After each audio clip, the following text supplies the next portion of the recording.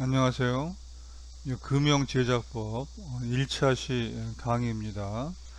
1차 시 강의는 원래 대면 수업으로 계획이 되었으나 코로나 확진자가 급격하게 증가해서 비대면 수업으로 진행을 하게 되었습니다. 자, 우리 기업가 학생들은 이 어려운 시기를 모두 좀 잘 헤쳐나갈 수 있기를 바라겠습니다. 이 금융제작법에 사용되는 교재는 이 기초 금융기술이라는 이 책을 좀 교재로 사용을 하겠고요. 이거는 이제 출판사는 이제 기존 연구사에서 발간이 됐습니다. 그래서 일단 전체 평가는 중간고사 40점, 기말고사 40점, 그 다음에 이제 과제 및 출결 20점을 기준으로 평가를 하도록 하겠고요. 자, 만약에 이제 코로나 때문에 중간고사를 치르지 못할 경우에는 그 평가 방법은 다시 좀 안내를 하도록 하겠습니다. 자, 금융제작법에서 이제 강의 목표는 우리 기계 부품이나 이제 제품 제작에 뭐 상당히 뭐 여러 가지 종류의 이제 그 금형이 사용되고 있기 때문에 여기에 사용되는 이제 금형의 종류하고 좀 특징을 이해하고 그 다음에 이제 금형을 어떻게 제작하는지 제작하는 방법을 여러분이 좀 이해할 수 있는데 좀 목표를 두도록 하겠습니다. 전체적인 강의 내용은 금형을 사용하는 이제 요 기계 제작법, 가공법을 의미하게 되겠습니다. 또 이제 우리가 그 사용하고 있는 금형의 이제 종류하고 특징, 또 이제 금형은 이제 상당히 단단한 재료로 만들기 때문에 요 금형 제작을 위해서는 여러 가지 좀 특수 가공법이 사용이 되고 있습니다. 그래서 특수 가공법, 또 이제 금형의 뭐 실무와 관리해서 요 금형에 관한 가장 그 기본적인 지식을 좀 그 습득하는데 좀 중점을 두도록 하겠습니다. 자, 먼저 이제 금형이라는 게 이제 우리 무엇인지 한번 그 정의를 한번 좀 내려보면은 이 금형이라는 거는 제품을 대량으로 생산하기 위해서 이제 금속으로 제작한 틀을 우리가 이제 총칭해서 요 금형이라고 부르고 있습니다. 저기 이제 금형은 좀 나라마다 좀 부르는 명칭이 좀 다른데요. 자, 일본은 이제 우리랑 같이 이제 금형이나 또는 그냥 형이라고만 해도 이제 요 금형을 의미하게 되겠고요. 그 다음에 중국에서는 이제 여기 한문으로는 모구죠. 중국말로는 무주가 되겠습니다.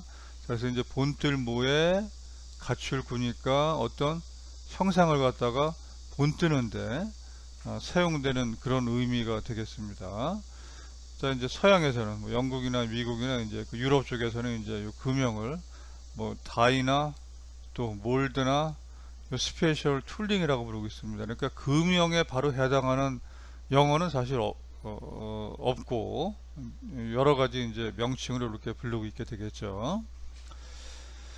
여기 이제 밑에 있는 요 사진은 여기 이제 페트병을 성형하기 위한 요 사출 성형 금형이 되겠습니다. 그래서 한 번에 이제 여기 하나, 둘, 셋, 넷, 다섯, 6개에서 한 번에 요 금형에서 이제 6개의 요런 그 형상의 페트병을 성형을 할 수가 있게 되겠습니다.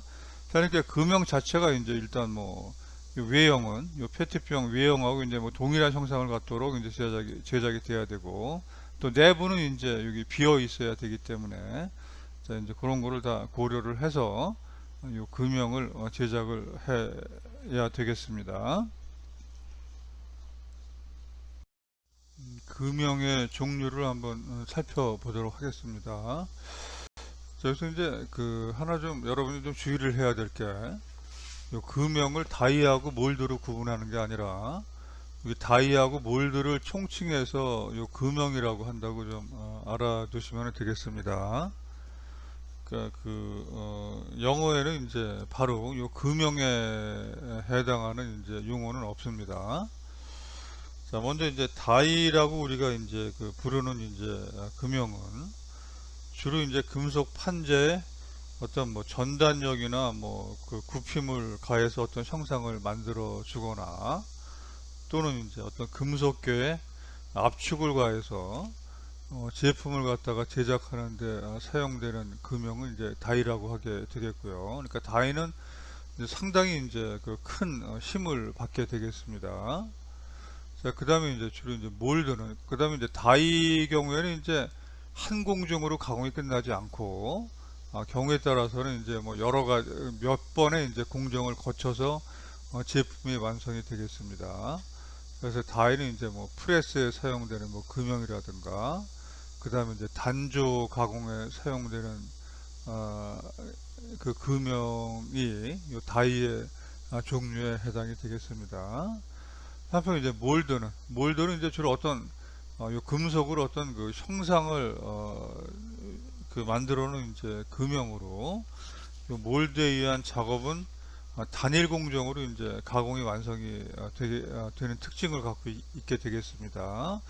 그래서 용융된 이제 플라스틱을 이제 사출하는 작업이라든가 또는 이제 그 주로 뭐요 알루미늄 합금 같은 거를 용융해서 사출해주는 이제 뭐 다이 캐스팅 작업. 자, 그 다음에 이제 뭐 유리라든가 뭐 분말, 야금, 이런 것들은 전부 이제 그 우리가 그 몰드라고 부르는 그런 그 금형의 종류에 해당이 되겠습니다. 이제 금형 관련 산업을 살펴보면은 여기서 이제 전방 산업이라고 구분하고 있는 거는 이제 금형을 직접 사용하고 있는 요 산업 분야를 얘기를 하고 있습니다. 그래서 뭐 전기, 전자, 뭐 기계, 뭐 광학, 뭐 일반 생활용품, 뭐 여러 가지 건축 자재, 자 이런 여러 가지 제품들이 전부 금형이 있어야지 좀 값싸고 좀 빠르게 제작을 할 수 있는 그런 그 제품들이 있게 되겠습니다. 자, 이제 후방 산업은 요 금형을 제작하는데 요 필요한 산업이 이제 후방 산업으로 구분을 하고 있는데요. 먼저 이제 금형 소재라든가 뭐 금형 뭐 부품 관련된 사업들. 자, 그다음에 이제 금형을 제작하기 위해서 이제 여러 가지 이제 또뭐 공작 기계라든가 또 공구가 필요하게 되겠고요. 또 이제 금형의 경우에는 이제 또 표면을 갖다가 단단해 주기 위해서 또 거의 뭐 열 처리를 필수적으로 하기 때문에 뭐 열 처리 관련된 산업, 또 금형을 갖다가 설계하기 위해서는 뭐 또 설계 엔지니어링에서 뭐 CAD, 또 캐 해석까지 좀 필요하게 되겠고요. 또 이제 실제 뭐 디자인 관련 분야에서는 이제 뭐 프로토타입을 뭐 제작을 한다든가 뭐 이런 것도 전부 금형 제작에 필요하게 되겠죠. 자, 그래서 우리가 지금 살고 있는 세상은 사실 그 모든 것이 금형을 가지고 여러 가지 좀 제품이 좀 제작이 되고 있기 때문에 여러분들이 그 금형에 대한 좀 중요성을 한번 인식을 하고 또 어떤 종류가 있고 또 어떤 특징이 있고 또 금형을 좀 어떻게 만들고 어떻게 활용하는지 좀 엔지니어로서는 좀 잘 알고 있어야 되겠습니다. 금형 산업의 특징을 살펴보면은 금형은 이제 바로 그 제품의 품질과 관련이 있기 때문에 아주 고정밀도하고 좀 숙련도를 요구하는 복합 엔지니어링 산업이 되겠고요. 또 이제 그 금형이 있어야지 대량 생산이 가능하기 때문에 대량 생산을 가능하게 하는 뭐 필수 산업이 되겠고, 자, 또 이제 금형은 이제 그 제품에 따라서 요 금형이 전부 달라지기 때문에 요 업체의 그 요구에 따라서 제작하는 수주 생산 방식을 택하고 있게 되겠고요. 또 이제 거기에 따라서 이제 뭐 전문화하고 이제 좀 분업화가 좀 잘 조화를 이루는 좀 중소기업에 적합한 형태의 산업이 되겠습니다. 또 이제 앞에서 본 바와 같이 뭐 전후방 금형을 뭐 제작하거나 또 금형을 사용하는 이런 그 산업의 발전을 좀 견인하는 그런 특징을 갖게 되겠습니다. 금형의 장점을 살펴보면은 금형을 사용함으로써 이제 제품의 생산 시간을 아주 획기적으로 단축할 수가 있게 되겠고요. 또 이제 생산한 제품의 아주 치수 정밀도가 굉장히 좀 높게 되겠고요. 또 가공 제품의 외관이 아주 깨끗하고 좀 미려하게 나오게 되겠고요. 또 이제 두께가 얇은 제품도 생산이 가능하고, 또 거기에 따라서 이제 그 제품의 좀 무게도 줄일 수가 있게 되겠습니다. 또 제품을 제작하기 위해서 사용되는 재료도 절약할 수가 있게 되겠고요. 또 전체적으로 이제 제품의 품질이 좀 균일하고 이제 그 표준화한 시킬 수 있는 좀 특징을 갖고 있게 되겠습니다. 또 이제 금형을 좀 잘 설계를 해주게 되면은 뭐 조립이나 용접 같은 거 없이 그냥 여기 단일 제품으로 제품을 또 만들어 줄 수가 있게 되겠고요. 또 제품의 표면이 깨끗해서 이제 뭐 도금이나 페인팅 같은 것도 생략을 할 수가 있게 되겠습니다. 또 이제 금형만 바꿔주게 되면은 좀뭐 비슷한 형상의 그 제품을 만들어 줄 수 있기 때문에 뭐 신제품 개발이나 좀 모델 변경이 좀 쉽게 되겠습니다. 자, 근데 이제 그 금형은 이제 상당히 좀 뭐 제작비가 굉장히 좀 고가이기 때문에 처음에 그 설계나 제작에 좀 그 만전을 기할 필요가 있게 되겠습니다. 요 기계 제작법에서 요 금형이 차지하는 비중을 살펴보면은, 자, 우선 먼저 기계 제작법이 이제 크게 요 절삭 가공, 그 다음에 이제 비절삭 가공, 그 다음에 이렇게 이제 특수 가공으로 이렇게 구분해 볼 수가 있게 되겠는데요.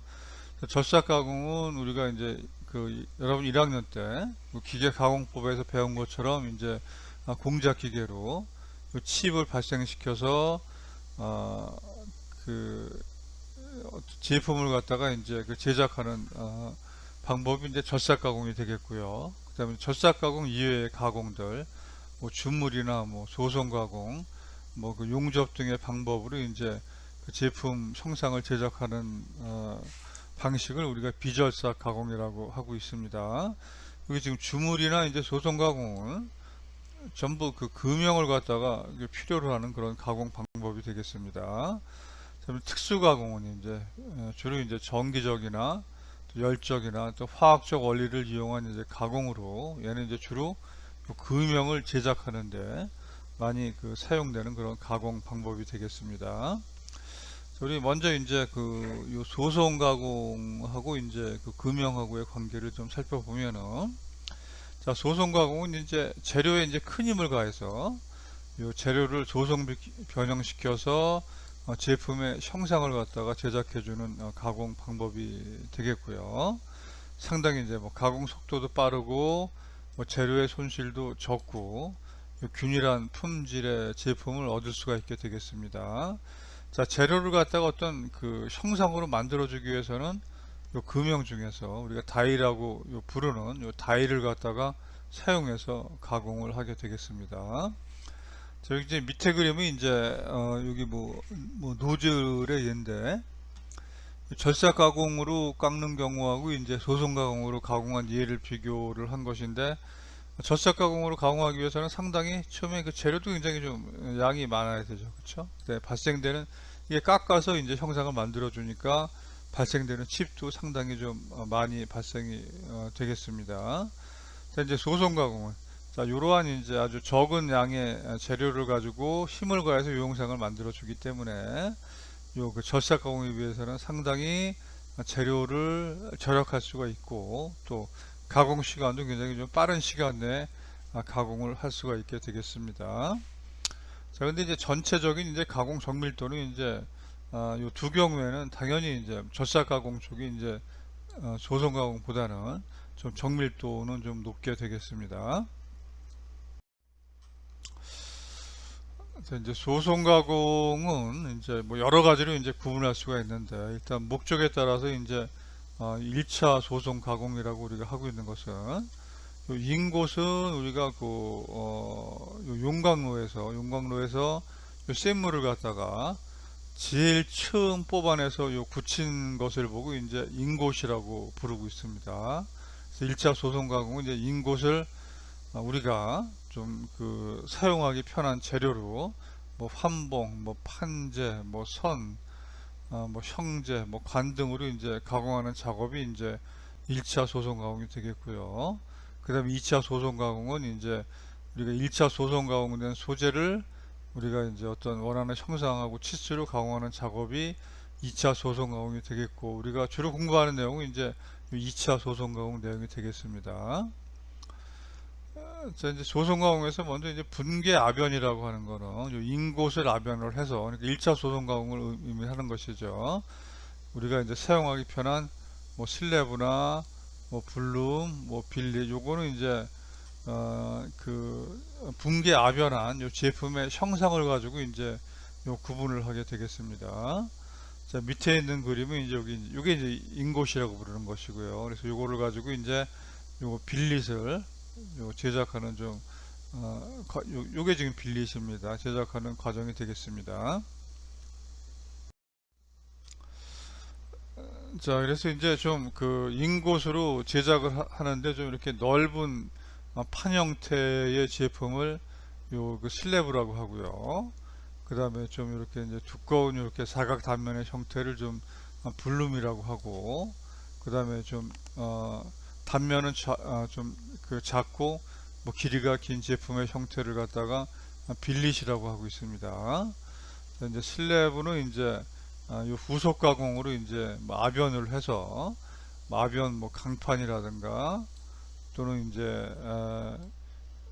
요 강판이라든가 또는 이제 이렇게 그 말아가지고 이제 이렇게 큰 요그 관 형태로 제품을 제작하는데 사용되는 재료가 되겠고요.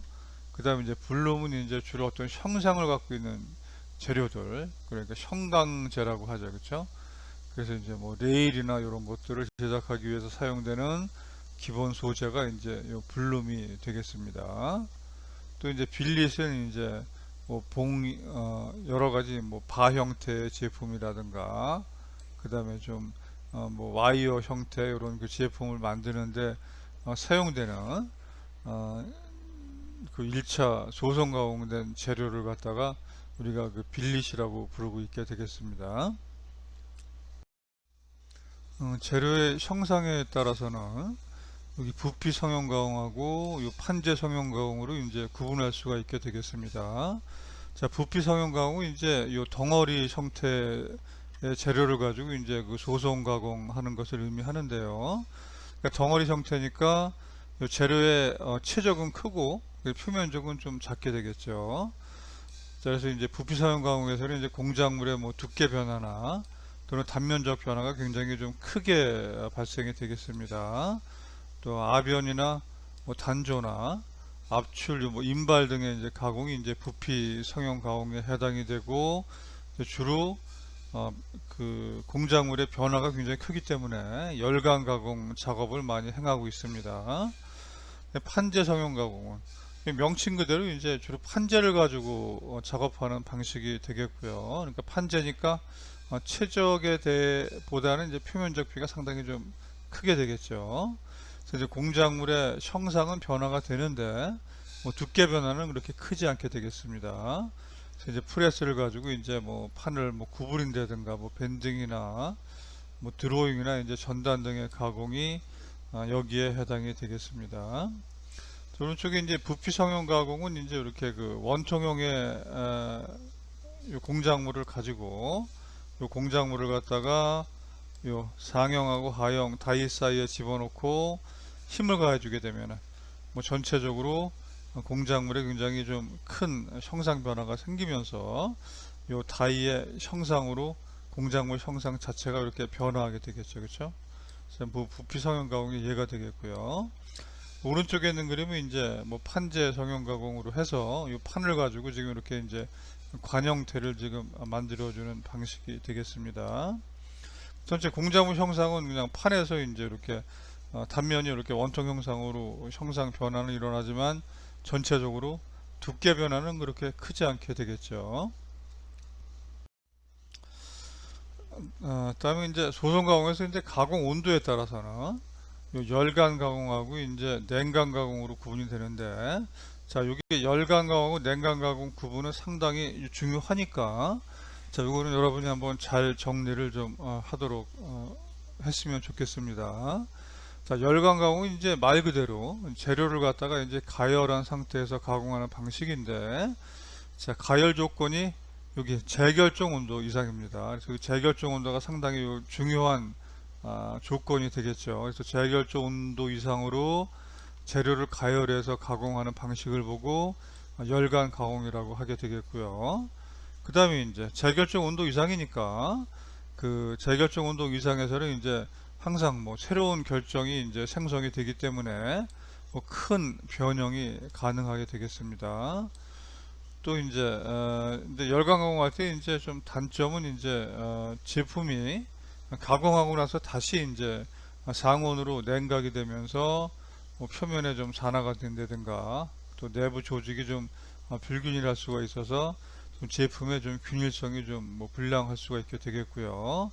또 이제 냉각이 되면서 이제 수축 같은 게 발생이 되니까 정확한 치수의 제품 제작이 좀 곤란한 측면이 있게 되겠습니다. 거기에 비해서 냉각 가공은 이제 재결정 온도 이하에서 이제 가공하는 방식이 이제 그 냉각 가공이 되겠고요.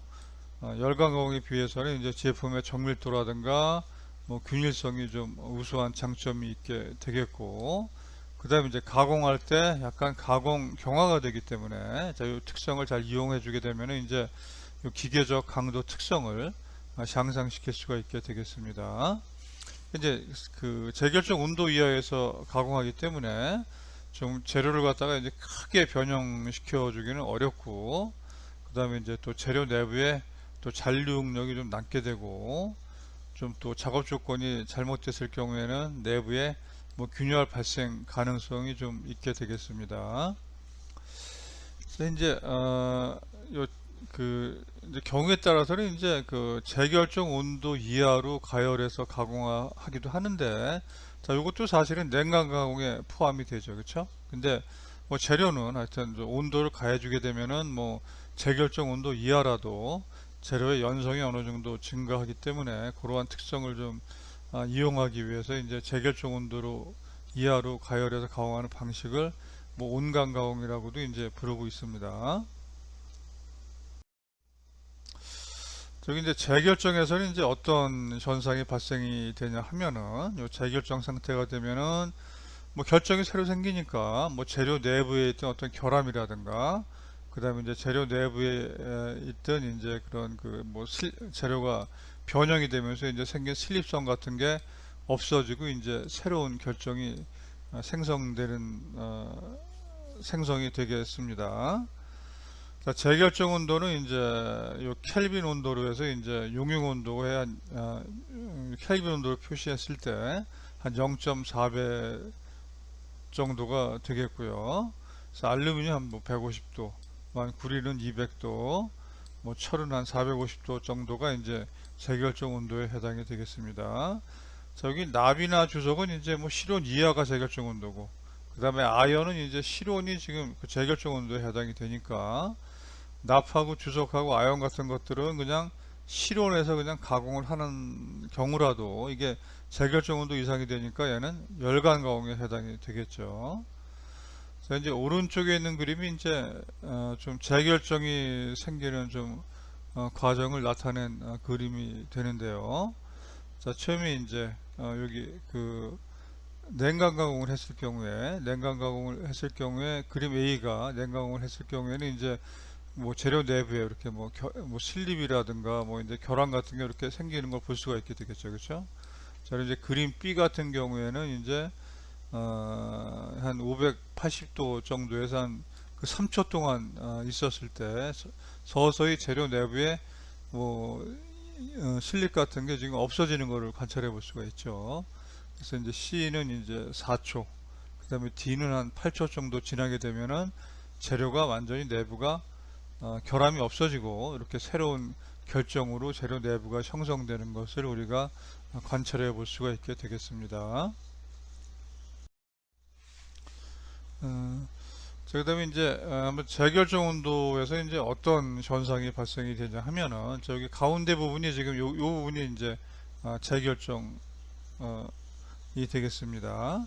자, 그래서 재료 내부에 있던 잔류 응력도 재결정이 되면은 완전히 잔류 응력도 전부 없어지게 되겠고요. 그 다음에 이제 재료의 여기 스트렝스니까 재료의 강도는 재결정 온도에 가면은 급격하게 저하가 되죠. 그렇죠? 그 다음에 이제 재료의 여기 위에 경도도 재결정 온도에 들어가게 되면은 급격하게 경도가 저하가 되고, 그 다음에 이제 여기 재료의 연성은 재결정 온도를 통과하면서 상당히 커지게 되는 걸 알 수가 있으니까 뭐 재료를 갖다가 쉽게 변형을 시킬 수가 있게 되는 거죠. 그 다음에 이제 재료의 이제 입자 사이즈는 이제 재결정 온도를 통과하면서는 입자의 크기가 전체적으로 이렇게 좀 증가하는 이런 그 경향을 나타내고 있게 되겠습니다. 그래서 열강 가공할 때 이제 재결정 온도 이상이니까 재료의 강성하고 경도는 저하가 되고, 연성은 이제 굉장히 좀 커지는 걸 알 수가 있게 되겠고요. 그 다음에 재결정 온도 이상에서는 여기 본 것처럼 온도 증가에 따라서 입자의 크기가 커지게 되겠고요. 그 다음에 이제 열간 가공 종료 온도가 이제 재결정 온도 부근인 경우에 이제 입자가 좀 작아지는데, 이건 오른쪽 그림 가지고 설명을 좀 하도록 하겠습니다.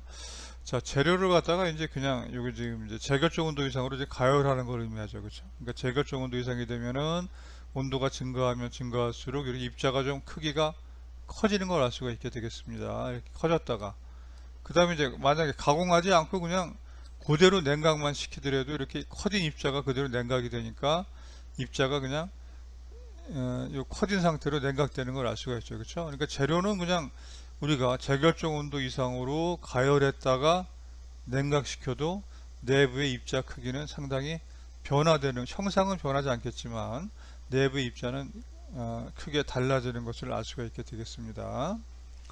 자, 그림 C 같은 경우에는 지금 요 재결정 온도 이상에서 지금 여기서 가공을 하는 거죠. 그렇죠? 가공을 하고 온도가 재결정 온도 이상이기 때문에 입자가 커졌다가, 자, 그대로 냉각되니까 냉각된 상태가 그냥 이 입자 크기 그대로 이렇게 냉각이 진행이 된 거죠. 그렇죠? 자, 그림 이제 D 같은 경우에는 이제 온도를 갖다가 이제 재결정 온도 이상으로 가열을 하고, 그 다음에 이제 그 열강 가공이 끝나는 온도가 재결정 온도 부근에서 끝내주게 되면은, 여기서 끝냈으니까 바로 냉각이 되면서는 전체적으로 이 공작물의 입자가 작은 상태를 갖다가 유지를 할 수가 있게 되겠죠. 그렇죠? 그래서 기계적 성질은 공작물 크기의 입자가 작은 것이 더 좋게 되겠습니다. 자, 이제 이 그림은 이제 그 열간 압연하는 그림인데요. 자, 열간 압연할 때 이제 종료 온도는 대개 재결정 온도보다 한 50도에서 한 100도 정도 높은 온도에서 작업이 진행을 하게 되겠습니다. 자, 압연할 때 지금 이제 여기 이제 그 압연 롤러를 통과하면서 이제 굉장히 좀 입자가 아주 굉장히 좀 작아지고, 그 다음에 재결정이 좀 생기게 되겠죠. 그래서 재결정이 된 다음에 뭐 약간 이제 입자가 좀 크기가 좀 커지면서 다시 냉각 상태로 돌아가는 게 열간 압연 방식이 되겠습니다. 다음에 이제 냉간 압연 방식은, 자, 냉간 압연은 이제 그냥 판재를 갖다가 이제 가열하지 않고 압연하는 방식이 되기 때문에 뭐 판재의 두께 변화는 이렇게 크게 줄 수는 없게 되겠죠. 그래서 냉간 압연할 때는 일단 재료 안에 이제 잔류 응력이 생기게 되는데, 자, 이제 조건에 따라서 이제 그 재료 판재에 생기는 좀 잔류 응력의 좀 특성이 달라지게 되겠습니다. 자, 그림 A와 같이 뭐 좀 직경이 작은 롤을 쓰고, 그 다음에 이제 압화율이 작은 경우, 여기 압화율은 압연한 판재의 두께 변화를 뜻하게 되겠습니다. 그래서 압화율이 작은 경우에는 표면에는 여기 압축 잔류 응력을 남게 하고, 그 다음에 이제 재료 내부에는 여기 인장 잔류 응력을 남게 해서 요 재료 외부 요 판재 바깥하고 내부하고 잔류 응력 특성이 좀 달라지게 되겠죠. 그 다음에 직경이 좀 큰 롤러를 사용했다거나, 그 다음에 압화율이 큰 경우에는 표면에는 인장 잔류응력이 생기고, 그 다음에 재료 내부에는 거꾸로 요 압축 잔류응력이 남게 되겠습니다. 이제 작업 조건에 따라서 이제 어, 그 잔류응력 상태가 좀 달라지게 되는 거죠. 가능하면 이제 표면에는 이렇게 압축 잔류응력을 좀 남게 해주면은, 자, 얘가 이제 그 재료의 좀 피로 강도를 좀 향상시키는 좀 그런 그 장점이 있게 되겠습니다. 이게 이제 아변환 강판은 여기 이제 두께에 따라서 이제 두께가 6mm 이상인 경우에 강판은 이제 후판이라고 하고요. 야, 여기 후자가 이제 한문으로 이게 두껍다는 의미입니다. 그다음에 이제 두께가 한 1에서 한 6mm 정도의 강판은 이제 중판. 그다음에 두께가 이제 1mm 이하인 강판은 여기 이제 박자가 이제 그 얇다는 그런 뜻을 가지고 있어서 이제 박판이라고 부르고 있습니다. 자, 박판의 경우에는 이렇게 우리가 이제 코일 형태로 말아놓은 이 제품을 갖다가 우리 많이 볼 수가 있게 되겠습니다. 자, 여기 이제 박판 코일 이 제품 하나는 이제 한 몇천만 원 정도의 그런 그 제품에 해당이 되겠습니다. 자, 오늘 강의 듣느라고 수고 많으셨습니다.